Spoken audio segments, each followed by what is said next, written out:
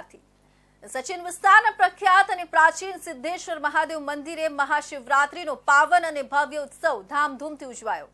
આ પવિત્ર તહેવાર નિમિત્તે હજારો શ્રદ્ધાળુઓ ભક્તિભાવથી ભેગા થયા હતા અને શિવલિંગ પર દૂધ, જળ અને ફૂલોથી અભિષેક કરીને ભગવાન ભોલેનાથની પૂજા અર્ચના કરી હતી। સચિન વિસ્તારના પ્રખ્યાત પ્રાચીન સિદ્ધેશ્વર મહાદેવ મંદિરે સવારથી જ પરિસરમાં ભક્તોનો ધસારો જોવા મળ્યો હતો। હર હર મહાદેવ અને બમ બમ ભોલેના જયઘોષથી આખું મંદિર ગુંજી ઉઠ્યું હતું। ભક્તોએ શ્રદ્ધા સાથે શિવલિંગ પર દૂધ, જલ અને પુષ્પોથી અભિષેક કરીને મહાદેવને વિનંતી કરી હતી। મંદિરમાં આવેલા યુવા ભક્તોએ મીડિયા પ્રતિનિધિ સાથે વાતચીત કરતા જણાવ્યું હતું કે આ સિદ્ધેશ્વર મહાદેવ મંદિર લગભગ 30 વર્ષ જૂનું છે અને દર વર્ષે અહીં મહાશિવરાત્રીનો તહેવાર એ જ ઉત્સાહ અને ભક્તિભાવથી ઉજવાય છે। યુવાનોએ વધુમાં જણાવ્યું કે આ પવિત્ર સ્થળે આવતા તેમને શાંતિ અને સકારાત્મક ઉર્જાની અનુભૂતિ થાય છે। મંદિરના વડીલ ભક્તોએ પણ આજના યુવા પેઢી વિશે ખુશી વ્યક્ત કરી હતી। તેમણે કહ્યું કે આજના યુવાનો દેવ મહાદેવ પ્રત્યે જે રસ અને શ્રદ્ધા દાખવી રહ્યા છે એ ખૂબ જ આનંદની વાત છે। ઉત્સવની ખાસ અવસરે મંદિરમાં ભજન, કીર્તન, વિશેષ પૂજા અને મહાઆરતીનું પણ આયોજન કરવામાં આવ્યું હતું, જેમાં હજારો ભક્તોએ ઉત્સાહપૂર્વક ભાગ લીધો હતો। સિદ્ધેશ્વર મહાદેવ મંદિરનો આખો પરિસર ભક્તિભાવ અને શ્રદ્ધાના દિવ્ય માહોલથી ગુંજી ઉઠ્યો હતો। દેશમાં મહાશિવરાત્રીનો પર્વની ઉજવણી થઈ રહી છે। દેશના દરેક રાજ્ય, દરેક શહેરના દરેક જગ્યાએ જ્યાં મા શિવાલય આવેલા છે ત્યાં લોકોનું ભીડ જોવા, શ્રદ્ધાળુઓ વહેલી સવારેથી ઉઠીને પૂજા અર્ચના કરી રહ્યા છે। ત્યારે આપણે સુરતના મંદિરમાં છે સિદ્ધેશ્વર મહાદેવ મંદિર, અહીંના જે આયોજકો તેમની મળીએ શું આજનો વિશેષ દિવસ છે ને કેવી રીતે તમે આ પર્વની ઉજવણી કરી રહ્યા છો? હર હર મહાદેવ। સૌથી પહેલા તો બધાને મહાદેવ અને મહાકુંભનો મેળો ચાલુ છે એટલે સદભાગ્ય છે આપણું। બીજા લોકો પણ આપણા સાથે જોડાયા છે, તેમને પૂછ્યું આજની મહિમા અને આજનું જે કાર્યક્રમ એ લોકો આયોજન કરે કેવી રીતે કરીએ। જી, શું છે આજે મહાશિવરાત્રી? હર હર મહાદેવ। આજે મહાશિવરાત્રીના પાવન અવસર પર 30 વર્ષ જૂનું મંદિર હોવાને કારણે સવારથી કાર્યક્રમો યોજવામાં આવે છે। રુદ્રાભિષેક રાખવામાં આવે છે, પછી પૂજા અર્ચના કરે છે। લાખો શ્રદ્ધાળુ પોતાની ભાવભક્તિથી અહીંયા પ્રસન્ન ફળ મેળવવા માટે રેગ્યુલરલી લોકો આવતા હોય છે। શ્રદ્ધાળુઓ માટે સાંજે ભાંગનું આયોજન કરવામાં આવતું હોય છે અને સાંજે જે ફાસ્ટ રાખે એ લોકો માટે આયોજનમાં ફરારી ખીચડીનું આયોજન કરવામાં આવ્યું છે। શું કહેશો આજના વિશે? બસ હર હર મહાદેવ। સૌ પ્રથમ તો એટલું જ કહીશ કે આજના પાવન અવસરે શ્રી સિદ્ધેશ્વર મહાદેવ મંદિર, સુરત, સચિન કનકપુર તેમજ આ અમારા મિત્રએ જેમને કીધું કે 30 વર્ષ જૂનું મંદિર ને આ શિવલિંગ જે ખુદ સ્વયંભૂ છે એ નર્મદેશ્વર મહાદેવના નામથી ઓળખાતું હતું, પરંતુ અહીં નર્મદા નદીથી પ્રગટ થયું છે અને નર્મદા નદીથી અહીંયા શિવલિંગ અહીંયા લાવવામાં આવ્યું છે અને અહીંયા એની સ્થાપના કરવામાં આવી છે। ત્યારથી આજ રોજ સુધી છેલ્લા 30 વર્ષથી અમે સૌ, અમારા વડીલો સૌ, સોસાયટીના લોકો, તમામ લોકો મળીને અમે આ પ્રસંગને ઉજવીએ છીએ। તેમજ આજ રોજ શિવરાત્રીના પાવન અવસરે આપ સૌને હર હર મહાદેવ। તમે જોઈ શકો છો દેશમાં પૂરી તરહ શ્રદ્ધાળુઓની મહાદેવની મંદિરોમાં પ્રભુ મહાદેવને રીઝાઓની ભીડ લાગેલી છે અને લોકો એ રીતે પૂજા ભાવમાં લીન છે। કેમેરામેન રવિવેન્દ્ર સાથે સુનિલ પ્રજાપતિ, ઇન્ડિયા ન્યૂઝ, સુરત। સુરતમાં લાજપોર સેન્ટ્રલ જેલમાં સજા ભોગવી રહેલા 22 કેદી વિદ્યાર્થીઓ માટે આ વર્ષે બોર્ડની પરીક્ષા માત્ર એક શૈક્ષણિક પડકાર નહીં પણ એક નવી શરૂઆત સાબિત થઈ રહી છે। ધોરણ 10 અને 12ની પરીક્ષાઓ માટે જેલમાં જ વિશિષ્ટ પરીક્ષા સેલ ફાળવવામાં આવી છે, જ્યાં કેદીઓ સંપૂર્ણ એકાગ્રતાથી પરીક્ષાની તૈયારી કરી રહ્યા છે। 22 કેદી વિદ્યાર્થીઓમાં 15 કેદી વિદ્યાર્થી ધોરણ 10 અને 7 કેદી ધોરણ 12માં અભ્યાસ કરી રહ્યા છે। કેટલાક કેદીઓ નિશ્ચિત સજા માટે જેલમાં છે, છતાં તેઓ ભવિષ્ય સુધારવા માટે શિક્ષણને આશાની કિરણ માની રહ્યા છે। નોંધનીય છે કે ગત વર્ષે 90% જેટલું પરિણામ આવ્યું હતું, જે સાબિત કરે છે કે જેલની દિવાલો મનમાં ઉગતા નવા સપનાઓને રોકી શકતી નથી। જેલ વહીવટી તંત્ર દ્વારા કેદી વિદ્યાર્થીઓ માટે અભ્યાસની તમામ સુવિધાઓ ઉપલબ્ધ કરાવવામાં આવી છે। જેલમાં જ અન્ય અનુભવી કેદીઓના માર્ગદર્શન હેઠળ પરીક્ષા માટે તૈયારી કરવામાં આવી રહી છે। વેલફેર અધિકારીઓમાં તાજેતરમાં ફેરફાર થયો હોવા છતાં જેલ અધિક્ષક જે.એન. દેસાઈ અને અન્ય અધિકારીઓએ કેદી વિદ્યાર્થીઓને પ્રોત્સાહન આપી શાંતિપૂર્ણ અને અનુરૂપ શૈક્ષણિક વાતાવરણ પૂરું પાડ્યું છે. આ પહેલ એક ઉદ્દીપક ઉદાહરણ સાબિત થઈ રહી છે કે ભલે કોઈએ ભૂતકાળમાં ભૂલ કરી હોય, પણ ભવિષ્ય સુધારવા માટે શિક્ષણ એક શક્તિશાળી હથિયાર છે. લાજપોર જેલના આ 22 કેદી વિદ્યાર્થીઓ માટે આ પરીક્ષા એક સજા માટેનો વિરામ નહીં, પણ એક નવી શરૂઆત બની શકે છે. ગુજરાત સરકાર દ્વારા ગુજરાત બોર્ડની એક્ઝામની તારીખ 27 તારીખ ફેબ્રુઆરીની નક્કી કરવામાં આવી છે. વહેલી તકે આવતીકાલથી આ પરીક્ષા લેવામાં આવશે. ગુજરાતભરના 14 લાખથી વધુ બાળકો આમાં પરીક્ષા આપી આગળ પરીક્ષા આપશે. તે સમયે ગુજરાતની જેલોમાં પણ કેટલાક બંધ કેદીઓ આમાં પરીક્ષા આપશે 10મા અને 12માની. તો આપણે સુરતની લાજપોર જેલમાં છીએ. જાણીએ પ્રશાસન દ્વારા અહીંયા કેટલા વિદ્યાર્થીઓ પરીક્ષા આપશે અને તેના માટે પ્રશાસન દ્વારા શું શું સુવિધા કરવામાં આવે છે. જી સર, આપનું નામ? મારું નામ પીડી હિંવરિયા છે. હું અહીંયા સિનિયર જજ તરીકે ફરજ બજાવું છું. આગામી શરૂ થનારી બોર્ડની પરીક્ષાની અંદર અહીંના જેલના કેદીઓ કે જેઓ જેલની અંદર જ તૈયારી કરીને જેલની બોર્ડની ગુજરાત બોર્ડની એક્ઝામ આપશે. તેમાં 10મા ધોરણના 15 જણા છે કે જે 15 કેદી ભાઈઓ છે જેઓ 10મા ધોરણની એક્ઝામ આપશે, જ્યારે 7 જણા એવા છે કે જે 12મા ધોરણની બોર્ડની એક્ઝામ આપશે.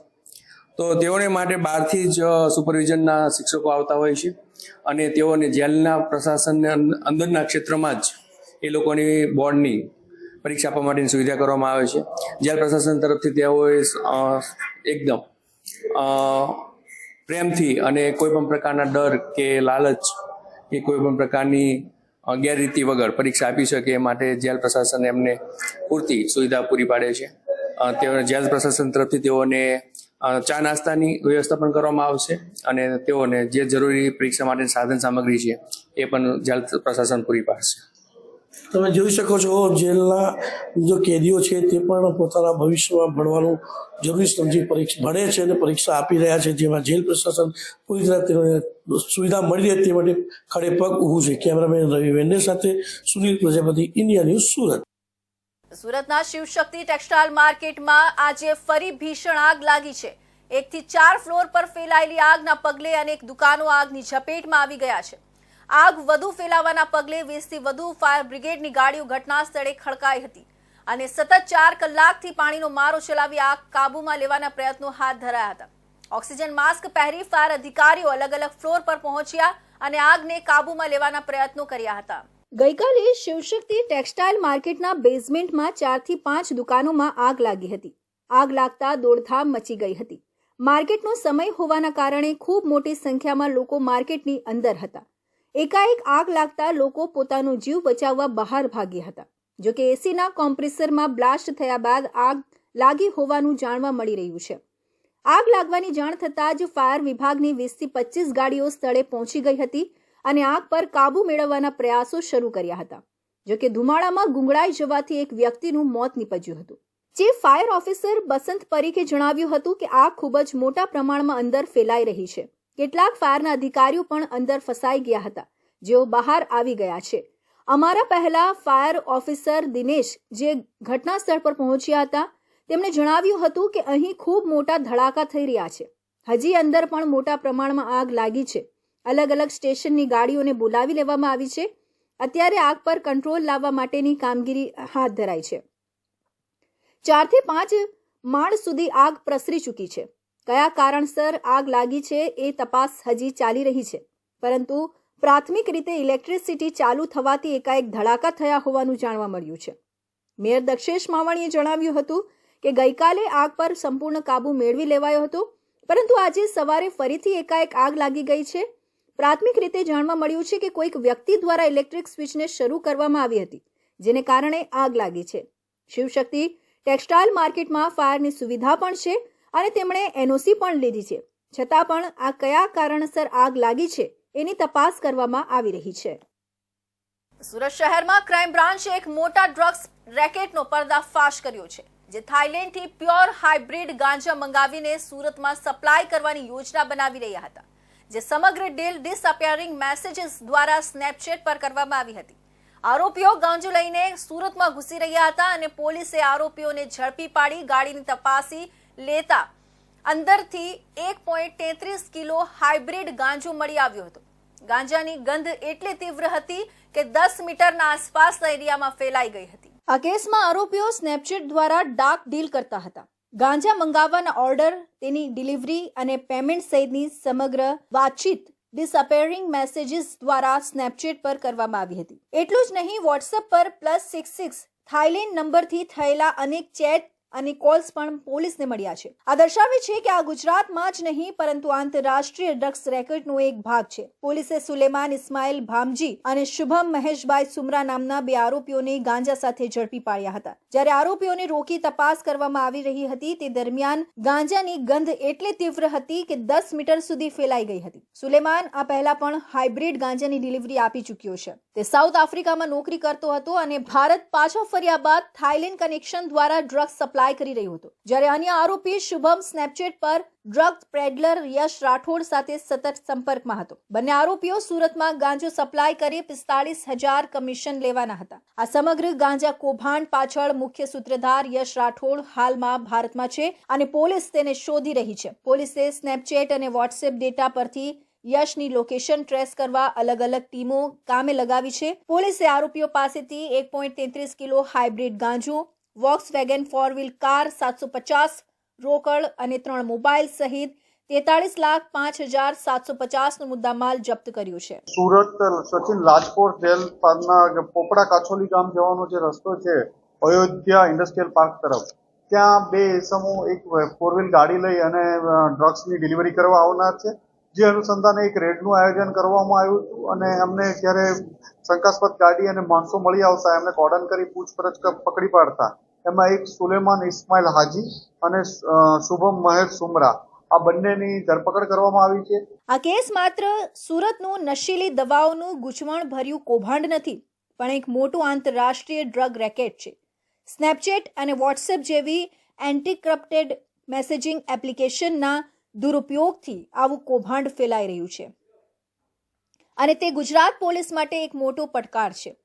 આ કેસમાં વધુ ખુલાસા સ્નેપચેટ ડ્રગ પેડલર યશ રાઠોડની ધરપકડ બાદ થશે. સુરત શહેરમાં એક પછી એક ડ્રગ્સ રેકેટનો પર્દાફાશ થતો જાય છે. તાજેતરમાં એક કાર્યવાહી કરવામાં આવી જેમાં ક્રાઇમ બ્રાન્ચે એક ઓપરેશનમાં રાજસ્થાનથી લાવવામાં આવેલા 26,86,000ના હાઈ ક્વોલિટી એમડી ડ્રગ્સ સાથે શરીફ ખાન ઉર્ફે જનકસિંહ ચૌહાણ અને ભરત ભારતી ગોસ્વામી નામના 2 આરોપીને ઝડપ્યા છે. સીસીટીવી ફૂટેજમાં પોલીસ અને આરોપી વચ્ચે થ્રિલર ફિલ્મ જેવી ઝપાઝપી જોવા મળી જે શહેરમાં ચર્ચાનો વિષય બની ગઈ. પોલીસે બાતમીના આધારે કતારગામ વિસ્તારમાં પીપલ્સ બેંક પાસે માધવ ચોક નજીક આ શંકાસ્પદ ઇસમોની રેકી કરી. જ્યારે તેઓ સફેદ કપડાં અને કાળા શોલ્ડર બેગ સાથે ડ્રગ્સ સપ્લાય કરવા પહોંચ્યા ત્યારે જ ક્રાઇમ બ્રાન્ચની ટીમે દબોચી લીધા. એક પેડલર ભાગવાની કોશિશ કરી રહ્યો હતો. તે સમયે પોલીસ અને આરોપી વચ્ચે થ્રિલર ફિલ્મ જેવા દ્રશ્યો સર્જાયા. આખી ઘટના સીસીટીવીમાં કેદ થઈ જેમાં પોલીસની ઝડપ અને કુશળતા જોઈને લોકો આશ્ચર્યચકિત થઈ ગયા. પોલીસની પૂછપરછમાં ખુલાસો થયો કે આરોપી ભરત ભારતી ગોસ્વામી અનેકવાર ગોવા જઈ ચૂક્યો છે. અગાઉ પણ નાઇજીરિયન ડ્રગ્સ માફિયાઓ સાથે જોડાયેલા હતા. તે ગોવા અને અન્ય રાજ્યોમાં ડ્રગ્સ ડિલિવરી કરી ચૂક્યો છે.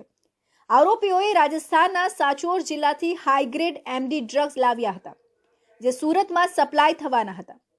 આ ઓપરેશનમાં સૌથી ચોંકાવનારી વાત એ હતી કે આરોપી શરીફ ખાન જે પહેલા જનકસિંહ ચૌહાણ તરીકે ઓળખાતો હતો જેણે ધર્મ પરિવર્તન કર્યો છે તે અગાઉ પણ ડ્રગ કેસમાં ઝડપાઈ ચૂક્યો છે. પોલીસે તેના આધાર કાર્ડ અને અન્ય ડોક્યુમેન્ટ્સની ચકાસણી શરૂ કરી છે. કબજે કરાયેલો મુદ્દામાલ 27,77,000નો છે. એમડી ડ્રગ્સ 268.600 ગ્રામ, 26,86,000, મોબાઈલ ફોન 3, 50,000, લેપટોપ ચાર્જર 30,000, આધાર કાર્ડ, પાન કાર્ડ, મતદાર કાર્ડ, રોકડ રૂપિયા 11,000 અને શોલ્ડર બેગ જેમાં ડ્રગ્સ છુપાવવામાં આવ્યા હતા જપ્ત કરાયા છે.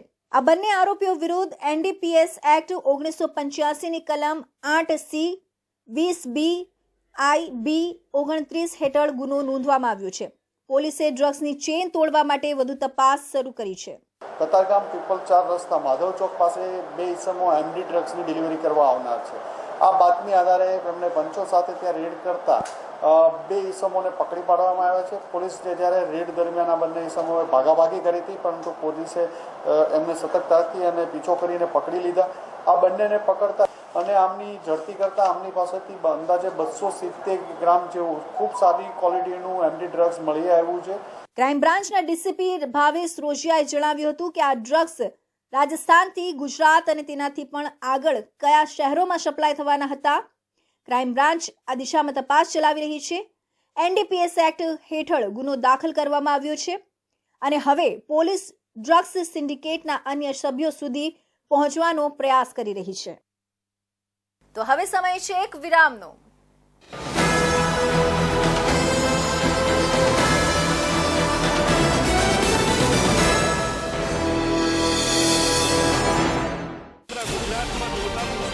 ગુજરાતની જનતાનો અવાજ. તમારી સમસ્યા માટે અમે ઉઠાવીશું અવાજ. સરકારના દરેક નિર્ણયના સમાચાર પહોંચશે જન સુધી. સરકાર અને જનતા વચ્ચે બનશે જોડવાની કડી ઇન્ડિયા ન્યૂઝ ગુજરાત. સમસ્યા તમારી, લડત અમારી. ગુજરાતનો અવાજ, દેશની ધડકન. જનતાની સાથે, સમયની સાથે. હંમેશા અગ્રેસર ઇન્ડિયા ન્યૂઝ ગુજરાત.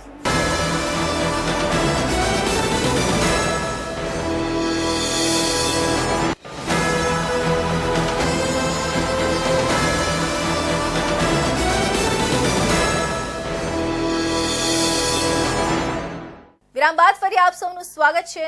સુરતમાં વધુ એકવાર રફતારનો આતંક જોવા મળ્યો છે. હજુ તો લસકાણામાં કારના ચાલક દ્વારા 3 લોકોનો જીવ લીધો હોવાની ઘટનાની શાહી સુકાઈ નથી.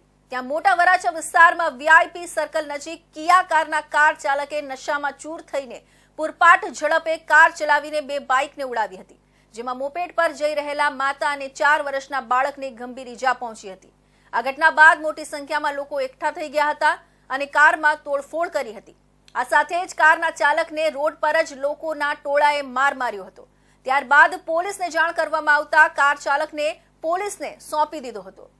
મોટા વરાછા વિસ્તારમાં રાત્રે વીઆઈપી સર્કલ ખાતે આવેલા મૂન ગાર્ડન નજીક કિયા કારના ચાલક દ્વારા નશામાં ચૂર થઈને પૂરપાટ ઝડપે કાર ચલાવવામાં આવી હતી. કાર ચાલકે ટ્રાફિકથી ધમધમતા રોડ પર એટલે સ્પીડે ચલાવી હતી કે એક બાઇક અને એક મોપેડ તેની અડફેટે આવી ગયા હતા. કાર ચાલકે પહેલા બાઇકને ટક્કર મારી હતી, ત્યારબાદ મોપેડ પર જતા માતા અને પુત્રને ઉડાવ્યા હતા, જેના પગલે માતા અને પુત્ર બંને 10 થી 20 ફૂટ જેટલા દૂર ફેંકાઈ ગયા હતા. અકસ્માતના પગલે મોટી સંખ્યામાં લોકો એકઠા થઈ ગયા હતા.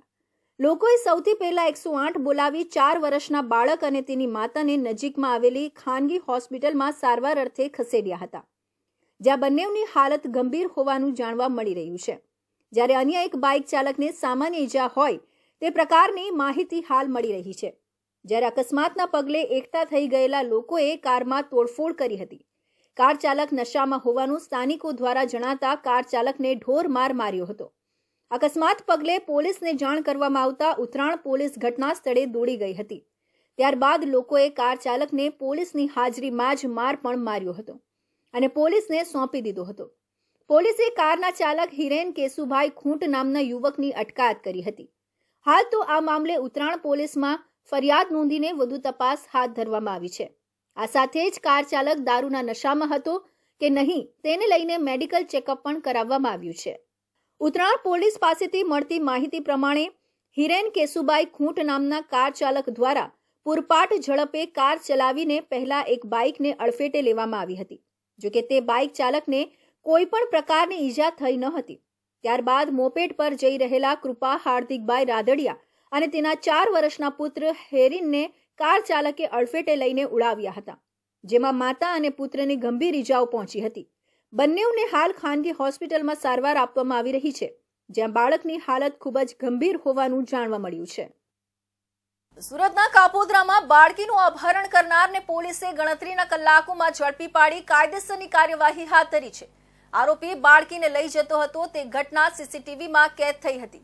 પોલીસે સીસીટીવી અને બાતમીના આધારે આરોપીને સુરતથી 270 કિલોમીટર દૂર દાહોદથી 20 કલાકમાં શોધી કાઢ્યો હતો. આરોપી બાળકીને લઈ મધ્યપ્રદેશ જતી ખાનગી બસમાં નીકળ્યો હતો, જો કે દાહોદ પાસેથી જ પોલીસે પકડી પાડ્યો હતો. તારીખ 24 ફેબ્રુઆરીના રોજ સાંજના 6 વાગ્યાની આસપાસ રવિ પાર્ક સોસાયટીમાં પરિવાર સાથે રહેતી 2.5 વર્ષની બાળકી ગુમ થઈ ગઈ હતી. માતાએ બાળકીને મોબાઈલમાં કાર્ટૂન કરી આપતા બાળકી કાર્ટૂન જોતી હતી. આ દરમિયાન બાળકી ઘરની બહાર રમવા જતી રહી હતી. ત્યારબાદ બાળકી ગુમ થઈ હતી, જેથી પરિવારના લોકોએ શોધખોળ હાથ ધરી હતી. બાળકી અચાનક ગુમ થઈ જતા પરિવારના લોકો પરેશાન થયા હતા. આજુબાજુના વિસ્તારમાં અને સગા સંબંધીઓને આ અંગે જાણ કરવામાં આવી હતી અને શોધખોળ ચાલુ રાખી હતી. આ દરમિયાન સોસાયટીમાં રહેતા એક મહિલાએ બાળકીની માતાને જણાવ્યું હતું કે મેં બાળકીને શેરીમાંથી ચીકુવાડી રોડ જાય તે બાજુના રસ્તા પર જોઈ છે, પરંતુ ત્યાં પણ તપાસ કરતા બાળકી જોવા મળી નહોતી, જેથી તાત્કાલિક કાપોદ્રા પોલીસ મથકનો સંપર્ક કર્યો હતો.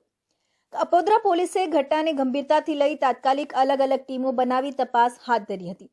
પોલીસે આજુબાજુના લોકોની પૂછપરછ સાથે ત્યાં લાગેલા સીસીટીવી કેમેરા તપાસવાની શરૂઆત કરી હતી. 10 અલગ અલગ ટીમો બનાવી ડીસીપી, એસીપી સહિત 100થી વધુ પોલીસ કર્મીઓ દ્વારા બાળકીની શોધખોળ શરૂ કરાઈ હતી. આ દરમિયાન બાળકીને લઈ જતો એક શખ્સ સીસીટીવી કેમેરામાં કેદ થયો હતો. પોલીસે સીસીટીવી ફૂટેજ તપાસી બાળકીની ઓળખ કરી હતી અને ત્યારબાદ આરોપી બાળકીને લઈ કઈ દિશામાં ગયો તે અંગે સીસીટીવી દ્વારા તપાસ હાથ ધરી હતી. બાળકીની શોધખોળ કરવા પોલીસ કર્મીઓ આખી રાત સૂતા નહોતા. આ દરમિયાન કાપોદ્રા પોલીસ સ્ટેશનના કોન્સ્ટેબલ ઘેલાભાઈ ભરવાડને બાતમી મળી હતી કે ગુમ બાળકીને એક યુવક મધ્યપ્રદેશ જતી બસમાં જઈ રહ્યો છે. બાતમી મળતાની સાથે જ પોલીસ દ્વારા મધ્યપ્રદેશ તરફ જતા તમામ પોલીસ સ્ટેશનમાં જાણ કરવામાં આવી હતી. આ દરમિયાન પોલીસની એક ટીમ દાહોદ ખાતે પહોંચી હતી. બસ જ્યારે દાહોદ પહોંચી ત્યારે આ યુવક પોલીસની નજરમાં આવ્યો હતો. દાહોદના લીમખેડા પાસે એક હોટેલ પર બસને ઊભી રાખી દેવામાં આવી હતી, જેથી પોલીસે તાત્કાલિક અપહરણ કરનાર આरोपीના चुंगालમાંથી બાળકીને સહી સલામત મુક્ત કરાવી હતી. हमने शोधखोल किया और सारे सीसीटीवी फुटेज एनालाइज किए और उससे हमें पता चला कि दाहोद में एक आदमी उस बच्ची को लेके जा रहा है बस में बैठा के. तो उस दाहोद पुलिस के हेल्प लिया हमने. वहाँ की एलसीबी टीम को कांटेक्ट किया, वहाँ के एसपी साहब को कांटेक्ट किया और उनके हेल्प से और अपनी टीम के इंटेलिजेंस से हमने उस आरोपी को उस बच्ची के साथ दाहोद में एक होटल में हमने उसको अरेस्ट किया, वहाँ पे पकड़ा. આ દરમિયાન કાપોદ્રા પોલીસે ઘટનાના 20 કલાકમાં જ બાળકીનો પત્તો મેળવી તેને અપહરણ કરતાના ચુંગાલમાંથી મુક્ત કરાવી હતી. તો બીજી તરફ સુરતથી 4 પોલીસ કર્મીઓની એક ટીમ પણ બાળકીના પિતા સાથે રવાના થઈ હતી. તેઓ ત્યાં પહોંચી ગયા હતા અને બાળકીને સહી સલામત પરત લઈ આવ્યા હતા. આરોપીને પણ સાથે લાવી તેના વિરુદ્ધ કાયદેસરની કાર્યવાહી હાથ ધરવામાં આવી છે. નગર પ્રાથમિક શિક્ષણ સમિતિમાં વિદ્યાર્થીઓને 2 ગણવેશ આપવામાં આવ્યા છે. આ યુનિફોર્મને લઈને વિપક્ષ દ્વારા શાસકોને ઘેરવા માટે સતત પ્રયાસ કરવામાં આવી રહ્યા હતા. જોકે હવે ટેન્ડર પ્રક્રિયા પણ પૂર્ણ થઈ ગયા અને વિદ્યાર્થીઓને ગણવેશ પણ મળી ગયા છે. ત્યારે વિપક્ષ દ્વારા ગણવેશની ગુણવત્તા પર પ્રશ્ન ઉઠાવતા નગર પ્રાથમિક શિક્ષણ સમિતિની ચેરમેનની ઓફિસ ખાતે વિપક્ષે રજૂઆત કરી હતી. ચેરમેને પણ તમામ વિપક્ષના સભ્યોને પોતાની કેબિનમાં બોલાવી સાંભળ્યા અને સ્પષ્ટતાથી જવાબ આપ્યો. નગર પ્રાથમિક શિક્ષણ સમિતિના વિપક્ષના સભ્ય તેમજ કોર્પોરેટર દ્વારા નગર પ્રાથમિક શિક્ષણ સમિતિના ચેરમેનની ઓફિસમાં જઈને રજૂઆત કરવામાં આવી. વિપક્ષ દ્વારા રજૂઆત કરવામાં આવી કે ગણવેશના વર્તમાન ટેસ્ટિંગ અને ભવિષ્યના ટેસ્ટિંગ માટે સેમ્પલ અને લેબોરેટરી બંને ડ્રો પદ્ધતિથી રેન્ડમલી પસંદ કરવામાં આવે. યુનિફોર્મ ટેસ્ટિંગ ગોટાળાની તપાસ કરવામાં આવે. યુનિફોર્મ ટેસ્ટિંગમાં ગેરરીતિ કરતી લેબોરેટરી અને એ લેબોરેટરીમાં ટેસ્ટિંગ કરાવતી વિતરણ કંપનીઓ પર કડક પગલાં લેવામાં આવે અને બ્લેકલિસ્ટ કરવામાં આવે. વર્તમાન ટેસ્ટિંગ અને ભવિષ્યના ટેસ્ટિંગ માટે સેમ્પલ અને લેબોરેટરી બંને ડ્રો પદ્ધતિથી રેન્ડમલી પસંદ કરવામાં આવે. આ ડ્રો વિરોધ પક્ષ અને પત્રકારોની હાજરીમાં કરવામાં આવે અને વિડીયોગ્રાફી કરવામાં આવે. આમ આદમી પાર્ટીના તમામ નગરસેવકોની ઉપસ્થિતિમાં અને સંગઠનના તમામ સાથીઓની ઉપસ્થિતિમાં અમે નગર પ્રાથમિક શિક્ષણ સમિતિની મુખ્ય કચેરી ખાતે વિરોધ પ્રદર્શન કરવા માટે આવ્યા છીએ. સારા યુનિફોર્મ આપવા, ગુણવત્તાસભર યુનિફોર્મ આપવા અને સમયસર યુનિફોર્મ આપવા એ શિક્ષણ સમિતિની ફરજ છે. પણ આ ત્રણેય ફરજોમાં શિક્ષણ સમિતિ ક્યારેય પાર ઉતરતી નથી અને 100% કામ કરતી નથી. યુનિફોર્મ ટેસ્ટિંગમાં ગોટાળાઓ થાય છે અને લઈને આમ આદમી પાર્ટીએ વિરોધ પક્ષે ભૂતકાળમાં પણ ઘણી વખત વિરોધ પ્રદર્શનો કર્યા છે, રજૂઆતો કરી છે, પણ આમાં કોઈ પણ પ્રકારના સુધારાઓ જોવા મળી રહ્યા નથી. નગર પ્રાથમિક શિક્ષણ સમિતિના ચેરમેન રાજેન્દ્ર કાપડિયાએ જણાવ્યું કે વિપક્ષ દ્વારા જે રજૂઆત કરી છે તે બાબતે અમે સ્પષ્ટતાથી જવાબ આપ્યો છે કે કોઈ પણ પ્રકારનો ભ્રષ્ટાચાર કરવામાં આવ્યો નથી અને થશે પણ નહીં. વિપક્ષની માંગ હતી કે તે અમે સ્વીકારી લીધી છે. રેન્ડમલી યુનિફોર્મ લેવામાં આવશે અને વિપક્ષ જ્યાં કહેશે એ જ લેબોરેટરીની અંદર તેનો રિપોર્ટ તૈયાર કરવામાં આવશે. આમાં કોઈ છુપાવવા જેવું નથી. જેમને યુનિફોર્મ આપ્યા છે તેમને આપણે કોઈ રૂપિયાની ચૂકવણી કરી નથી. આપણી પાસે ટેન્ડર ભરનારની ડિપોઝિટ પણ જમા છે. જો ગણવેશમાં પણ કંઈ પણ પ્રકારની ખામી હશે તો આપણે પેનલ્ટી પણ કરીશું અને વિપક્ષ કહેશે ત્યારે લેબોરેટરીમાંથી તપાસ કરાવીશું, એટલે એમને પણ જે આક્ષેપો કર્યા છે તેની સ્પષ્ટતા થઈ જશે. ગોળાદરા વિસ્તારમાં પ્રખ્યાત કથાકાર રાજન મહારાજ દ્વારા રામકથાનું આયોજન કરવામાં આવ્યું છે. આ કથા દિનેશ ટેક્સટાઇલના માલિક દિનેશ પાંડે અને તેમના ગ્રુપ દ્વારા આયોજિત કરવામાં આવ્યું છે અને 10 દિવસ સુધી ચાલશે. રોજિંદા 25,000 થી 30,000 શ્રોતાઓ આ કથામાં ઉપસ્થિત રહીને રાજન મહારાજની મંત્રમુગ્ધ કરનાર વાણીનો આનંદ માણશે. સુરત શહેરના ગોળાદરા વિસ્તારમાં પ્રખ્યાત કથાકાર રાજન મહારાજ દ્વારા રામકથાનું આયોજન કરવામાં આવ્યું છે. આ કથા દિનેશ ટેક્સટાઇલના માલિક દિનેશ પાંડે અને તેમના ગ્રુપ દ્વારા આયોજિત કરવામાં આવ્યું છે અને આ કથા 10 દિવસ સુધી ચાલશે. રોજિંદા 25,000 થી 30,000 શ્રોતાઓ આ કથામાં ઉપસ્થિત રહીને રાજન મહારાજની મંત્રમુગ્ધ કરનાર વાણીનો આનંદ માણશે. આ કથાનું મુખ્ય ઉદ્દેશ્ય શ્રી રામના જીવન અને સંદેશાઓને લોકો સુધી પહોંચાડવાનું છે, જેથી સમાજમાં સકારાત્મક પરિવર્તન અને આધ્યાત્મિક જાગૃતિ આવે. રાજન મહારાજ તેના સરળ અને રસપ્રદ વર્ણનો દ્વારા શ્રોતાઓને શ્રી રામના જીવનની વિવિધ ઘટનાઓ સાથે જોડશે, જેનાથી શ્રોતાઓને જીવનમાં સદાચાર અને ધર્મના માર્ગ પર ચાલવાની પ્રેરણા મળશે. રાજનજી મહારાજ કે જેઓ આંતરરાષ્ટ્રીય કથાવાચક છે અને પૂરા ભારતભરમાં જેઓની કથા શ્રવણ કરવા માટે લોકો ખૂબ જ આતુરતાથી રાહ જોતા હોય છે, એવા રાજનજી મહારાજ ને સુરતમાં પધારવાનો એમના દ્વારા આપણા બધાને ખૂબ સારો એક સંયોગ મળ્યો છે.